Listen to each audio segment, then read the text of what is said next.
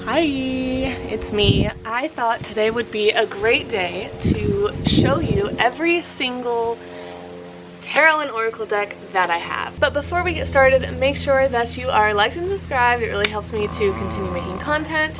It's a little bit windy and I'm not really sure about my lighting setup, but I hope it is okay on your end. So without further ado, let's just hop right in. Okay, hopping right in. Let's start with the tarot decks. I don't have that many tarot decks. I actually only used to own one tarot deck and that was kind of my thing. I ended up gifting that to a very dear friend, and this one was gifted to me like maybe 2 years ago from my mom in Oregon.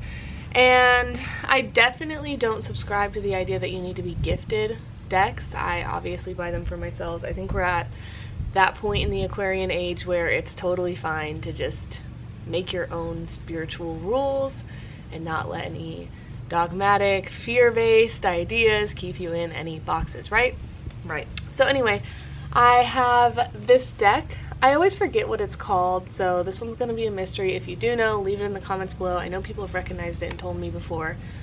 She found it at like a vintage shop. The artwork is very traditional looking with cool little design spin-offs, such as the colored boxes, and it kind of has this old English Gothic font on it. Moving on, I have the Ethereal Visions Illuminated Tarot deck. This one is really cool. There's a lot of reflections going on in it. I really like the gold detailing. The back of the card is this really like mesmerizing, I don't know why, I always feel like it gives me like Vestica Pisces vibes, but it's not. And then the front, if my camera will focus and show you, are these really beautiful reflective drawings. Then third, I have the Dancing in the Dark Tarot by Gianfranco Perino. Wow, I know I did not say that right. These ones are really cool. It was actually this image. Let me block out my face so my camera focuses possibly. I think it's kind of focusing, I don't know. These ones just caught my eye, like the Fool card especially. It's that one right on the front with the woman dancing and like leaping into the moonlight. The backs of these cards are very like medieval vibes, and then the fronts of them are obviously keeping with that like dark theme. There's a lot of black and white mixed with these pops of color in them, and I just felt like this would be a really fun deck to read on my YouTube channel with, since the theme really matches my brand. And I think I'm just catching more of this like vibe of I want to have more tarot decks to read with. The readers on YouTube really inspire me with how many they use, because I've always just used one, but I'm starting to expand a little bit, and I don't think my other deck is very like mad about that. I feel like the wisdom kind of carries on and they all have these little unique styles. Then I have the Sacred Sisterhood Tarot for Fierce Woman. It's a deck and guidebook by Ashani Dabari, and it's illustrated by Coney Curry. This one is so cool, and obviously it's just like super feminist, and the box is really pretty. It comes with this really beautifully designed playbook, and then it has 8-pointed stars and sphinxes and monkeys, which are like all very highly potent totems for me. The back of the cards are possibly my favorite backs I've ever seen on any cards. There are pomegranates with yellow flowers, and just the colors, again, it really like vibes with me because it's very lunar priesty. The imagery is really cool. What am I trying to say? It's very modern, it's very inclusive, it's got all sorts of different types of people, different colors of people, different levels of able-bodiedness. I don't know even if that's the right way to say it, but I'm just really infatuated. It's all like woman-based. There's lots of lesbian stuff going on, which obviously big fan. My moms are lesbians. I have these Black Moon astrology cards by Susan Shepherd.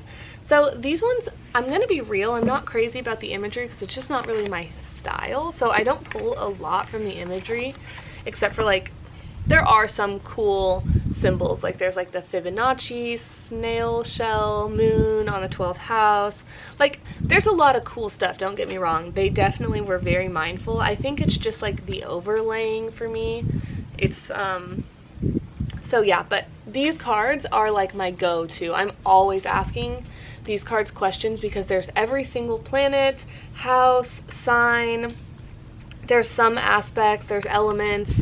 So I really feel like I kind of speak astrology. I really can understand archetypes and concepts through the lens of placements and astrology, and that's kind of how I talk and I like to explain things when I'm discussing, you know, my feelings about how something made me feel. It's easy for me to be like, it was a very 12th house experience. It was a very like, you know, Virgo type of vibe that day. Like I just feel like I can share that way really easily. So when I ask a question and things are coming back to me in that form, it's really easy for me to be like, okay, my guides know what I think about those signs and what I think about those placements, so they're kind of communicating to me through the cards in my own language, and I really like that because sometimes I just feel like there's this like nod in these cards that can come out. Like everyone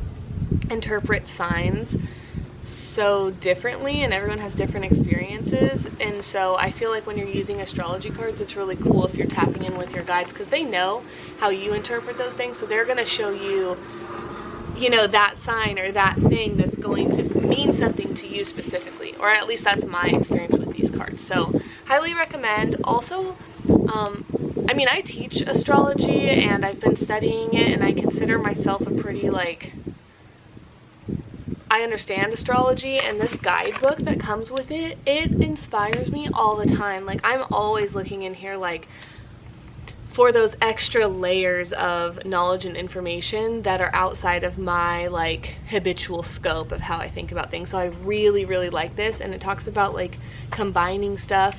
Anyway, I rave about this deck. The Black Moon astrology cards are so worth every penny. Okay, and then moving on, I have these runes for modern life cards, and these ones are by, where's the name? The heck? Teresa Chang, I can't, it's C-H-E-U-N-G, I'm not sure how to pronounce that. And the illustrations are Camilla Perkins.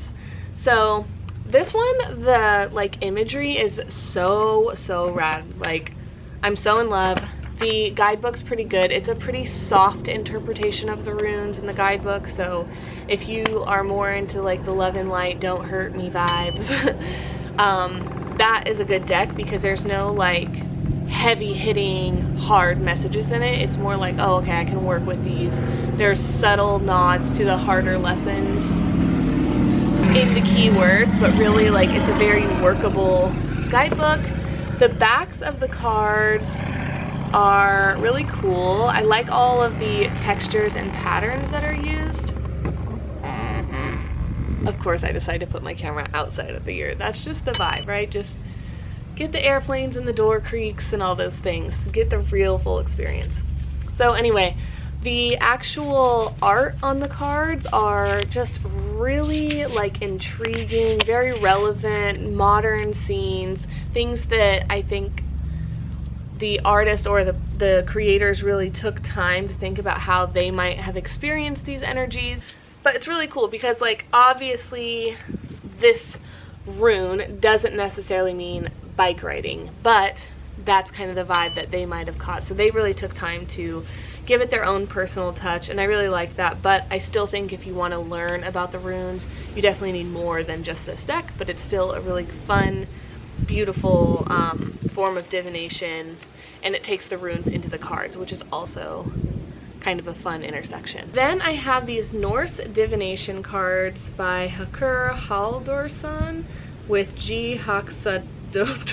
Oh my god, I'm so sorry. I'm like Norwegian too, so I'm like, oh, this is so embarrassing. Reading the 9 worlds of Norse mythology. These cards are just like so incredible. The box is really beautiful. I can't fathom how much effort it took to create this deck. The guidebook is super useful and informational. It's just like a classic deck, and they divide the worlds for you in these little emblems and sigils and stuff like that. And then the actual cards are these beautiful like graphite looking illustrations. There are some like really just like riveting imagery going on in these cards. They totally tell a story. I love that I just got Freya.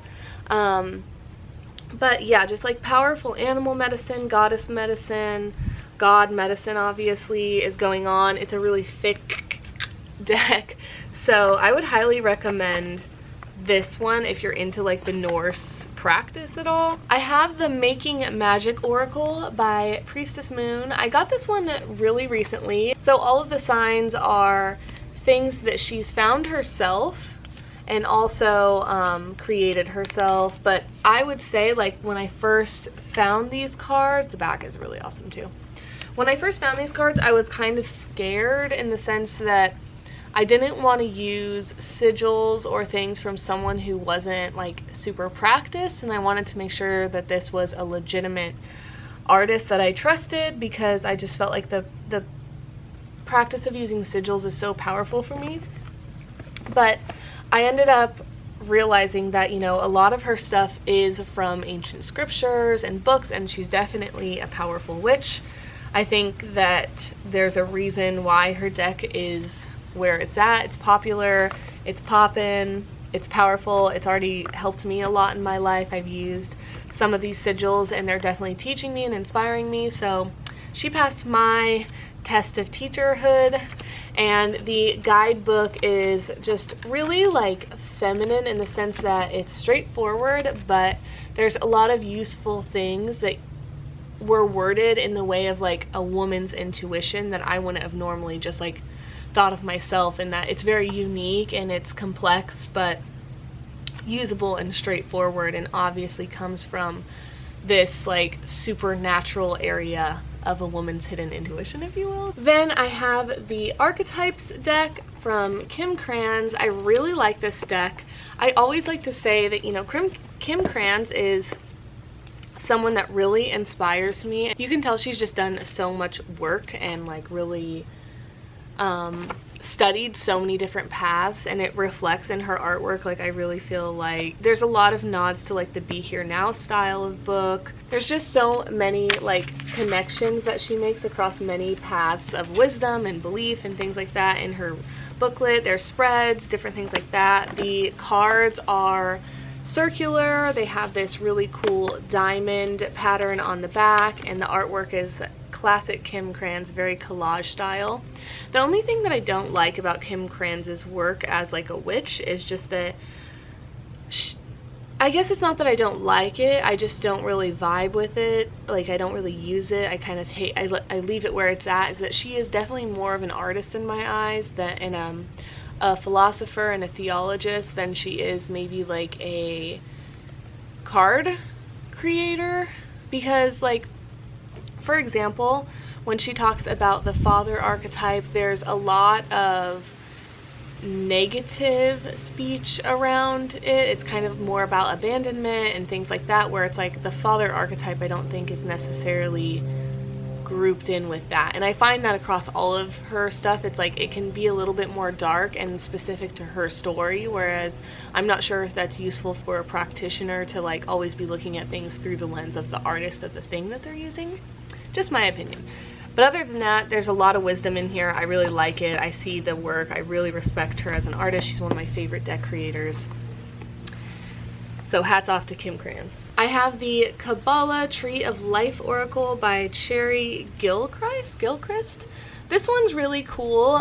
It's pretty complicated, and I don't use this one that much, though it's kind of like a collector's piece because I studied Tree of Life and took tons of Kabbalah classes at the Zohar when I was studying the crossover between tarot and Kabbalist Tree of Life interpretation. So I really like it as just like an enthusiast, but the cards are quite small. I didn't really realize that. These are how the cards look. They're different sections of the Tree of Life, and there's little like power words. So there's like the audience, the test, the victor, but they really do reflect the full spectrum of like the experience of life as the Tree of Life does, where it's not all just like roses and stuff like that. There's thorns as well in these cards. It comes with a poster with like a really complicated spread that I still don't really understand because I think it's kind of repetitive, but maybe I'm just using it wrong. I don't know. Anyhow, this is the guidebook. It is pretty informative. There's lots to work with inside of it. So great deck if you're into Kabbalah and want to check it out, but I don't know necessarily how much I personally needed this or use this in my practice. So then I have quite a few, or actually 3 animal style decks. I have the classic medicine cards. The booklets for these are all up there, so I'm not going to show them right now.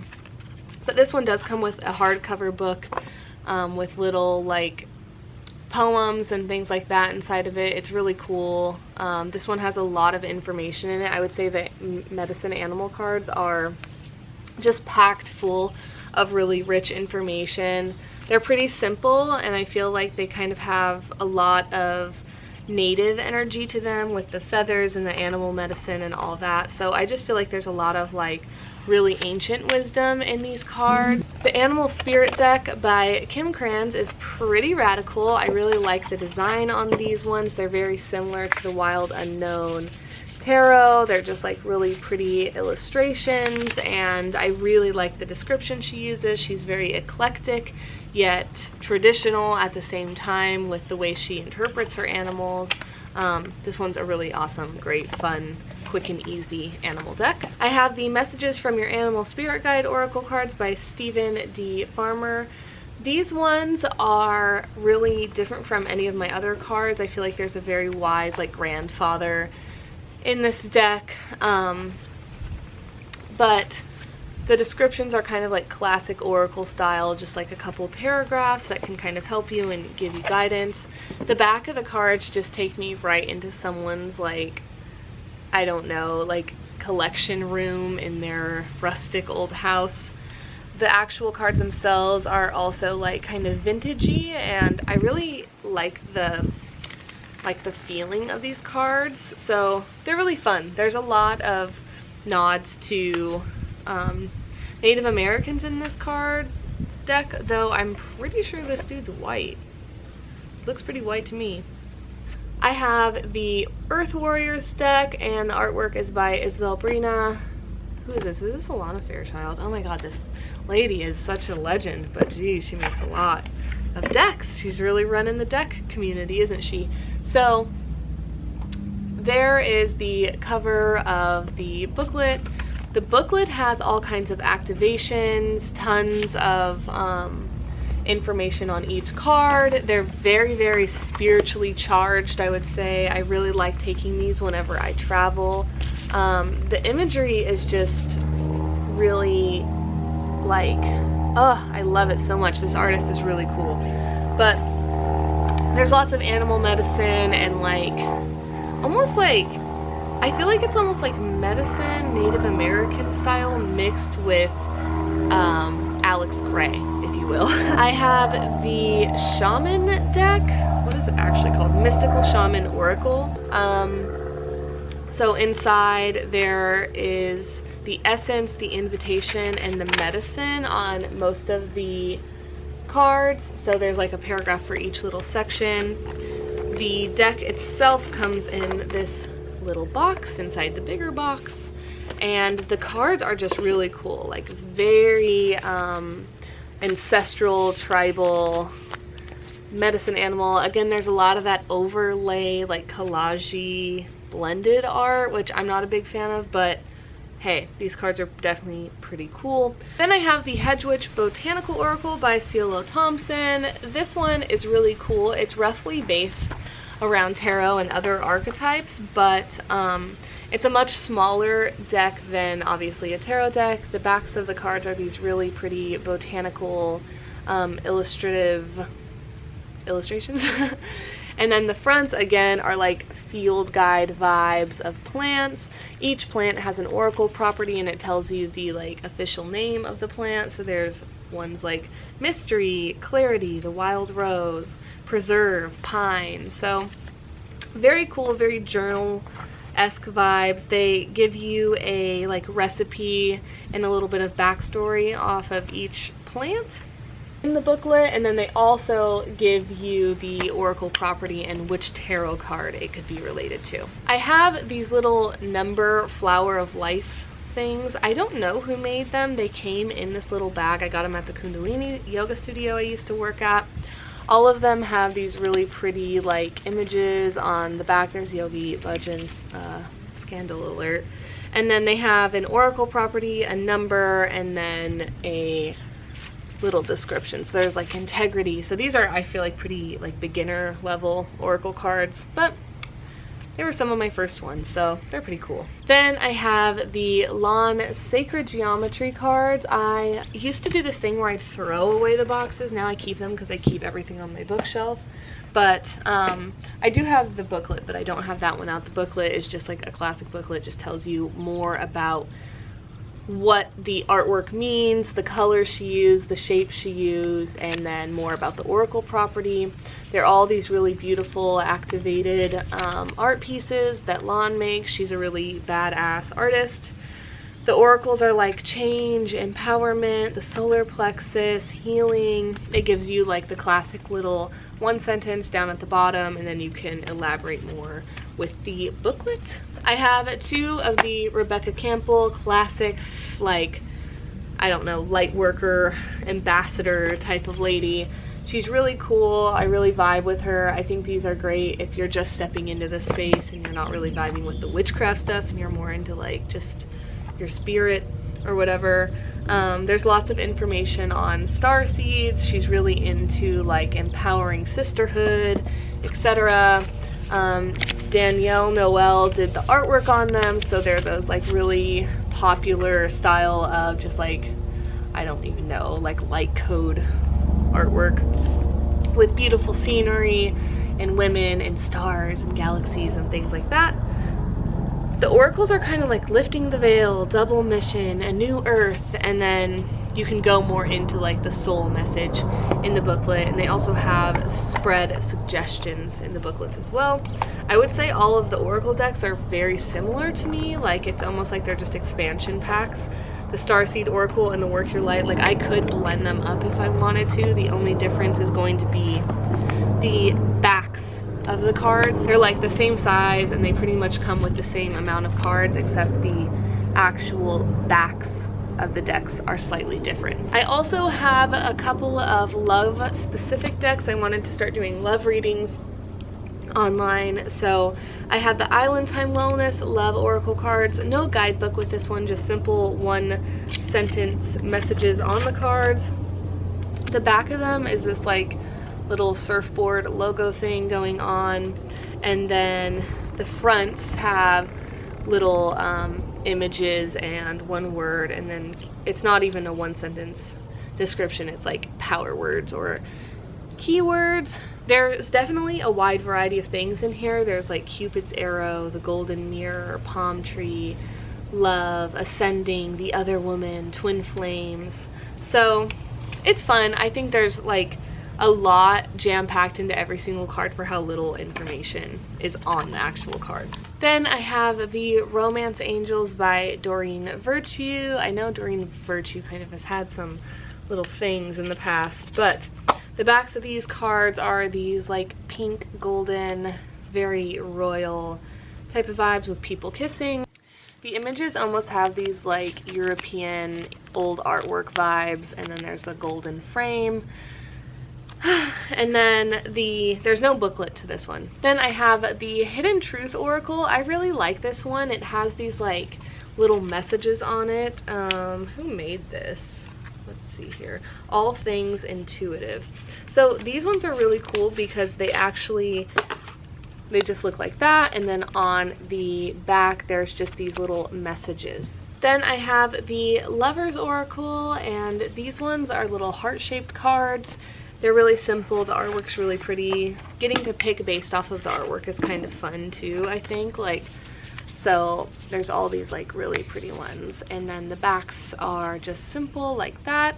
Then moving on, I have like Goddess and Guides type of cards. The Buddha Wisdom ones is my like, I love this one. It's by Shakti Power, or no, it's by Laura Santi, and they also have like the gold embossed stuff on them. The booklet is just like a cute little playbook, and it gives you lots of information on the deities.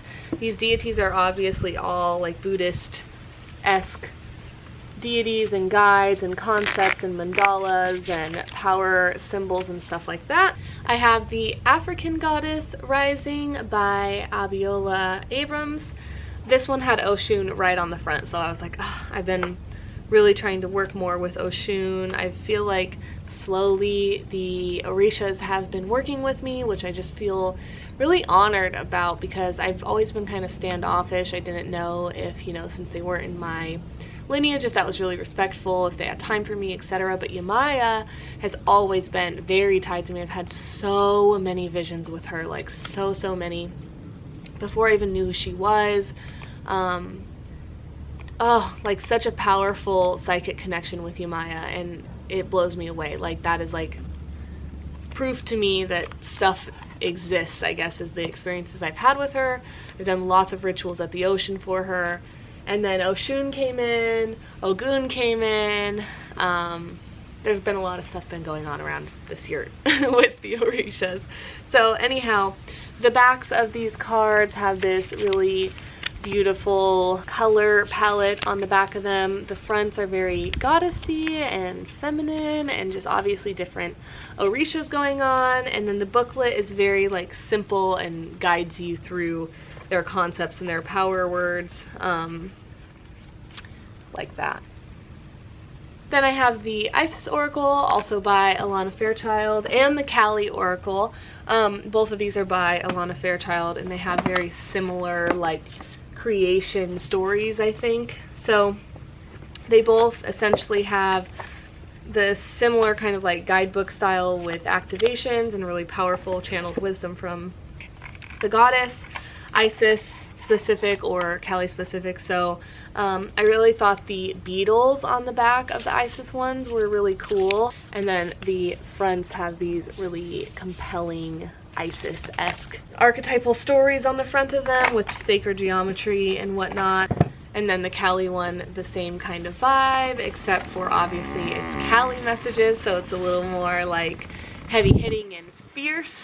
I really love the I love this deck. I work with it all the time, and then the back just looks like that. A lot of skulls and golds and really beautiful, compelling artwork of different iterations of Cali. And lastly, I think this might be my oldest deck, and I think even my first deck, is this Goddess Guidance Oracle card deck by Doreen Virtue. These ones just have little crowns on the back of them, and then the front has different goddesses from all different cultures and practices, and then the booklet just goes a little bit more into depth about the fundamental nature of each and every goddess. So those are all my decks for the time being. I hope that you enjoyed this video. Let me know your favorite deck in the comments below and why you like it, or if you are going to buy any of these. I always appreciate likes and comments and subscriptions. Follow me on Instagram, take an occult course from me. Everything will be linked in the description. So until next time, bye!